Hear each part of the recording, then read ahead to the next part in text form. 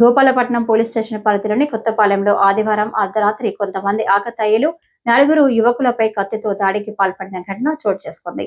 పోలీసులు తెలిపిన వివరాల మేరకు స్థానిక ప్రాంతానికి చెందిన A Kanakaraju, S Rajesh, S Manikanta, L Ramarao రోడ్డుపై మాట్లాడుకుంటున్నారు.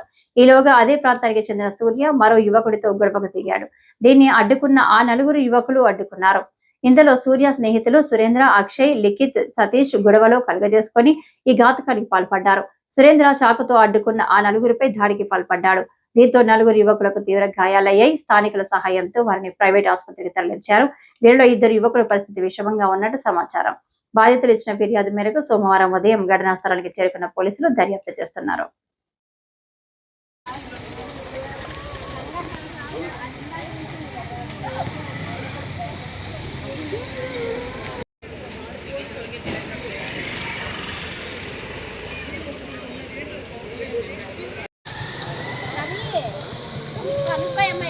బంగారాజు ఉన్నాడు